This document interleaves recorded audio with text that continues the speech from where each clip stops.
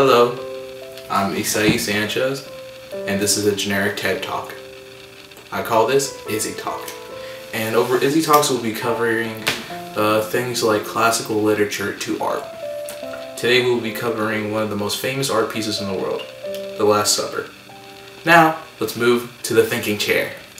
This is the picture that everyone recognizes. This is the portrait that Leonardo da Vinci painted. There are various, how can I put this? Just various other ways that the paintings are portrayed. And some of them Judas are there, and some of them he is not. And the one that Leonardo da Vinci paints, he is in the painting. Now, here are the exact words from the Bible that describe the Last Supper. Then when evening arrived, he sat at a table with his 12 disciples, and while they were eating, he said, "Amen, I say to you, that one of you is about to betray me." And being greatly saddened, each one of them began to say, "Surely it is not I, Lord." But he responded by saying, "He who dips his hand with me into the dish, the same will betray me. Indeed, the Son of Man goes, just as it has been written about him. But woe to the man whom the Son of Man will be betrayed. It would be better for that man if he had not been born." Then Judas, who betrayed him, responded by saying, "Surely it is not I, Master." He said, "You have said it." This is Judas. Judas is described in the painting as the one eating out of Jesus' plate. Jesus said that the one who was eating out of his plate would be the one who betrayed me. Now, these are the rest of the apostles.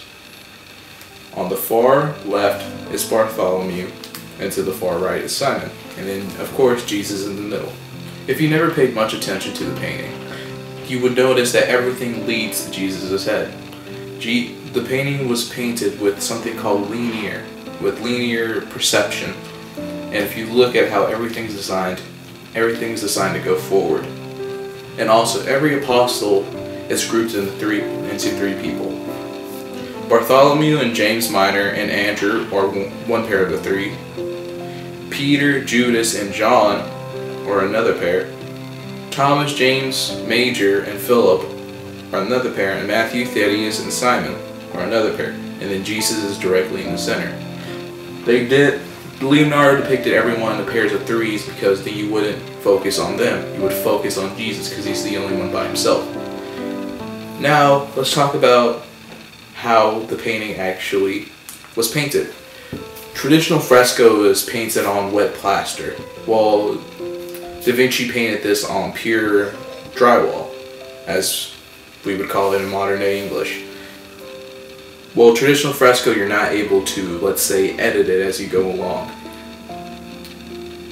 But Leonardo da Vinci was a pretty crafty guy when it came down to difficult paintings and portrayings.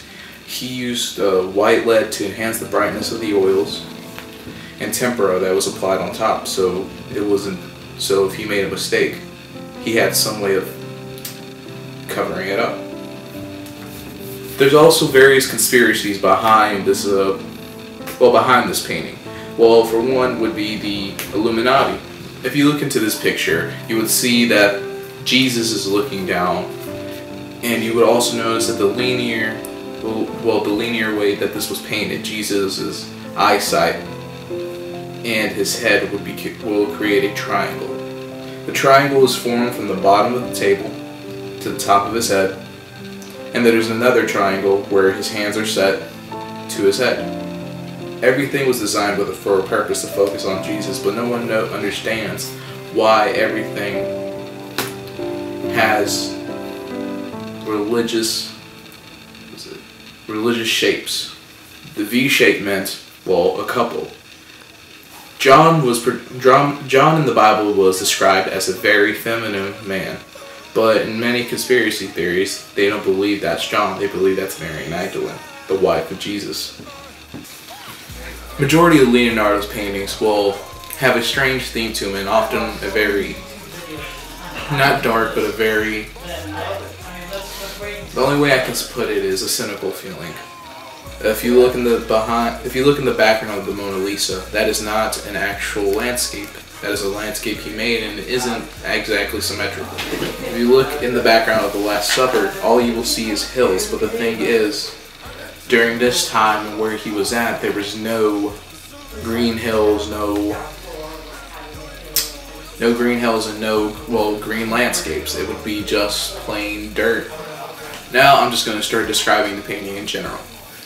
If you look at this painting, you would see that it is quite faded because of over the years of, the restorations of this painting were quite bad. For example, in the Mona Lisa, she has a greenish tone. This one is just somewhat blurry and somewhat faded in a sense. Each apostle's face is somewhat, yet again, faded. And it's kind of hard to pull out every detail of this painting besides, the linearness of it all. Here are some other paintings by other artists who have, done their own version of the Last Supper. Enjoy. I'm trying to roll with you, bust a couple moves, see how well you move, I teach you how to jug with me, I teach you how to jug with me, I teach you how to jug, baby, I teach you how to jug with me. I come from the hood, but loyalty is in my blood, but I used to sell them drugs.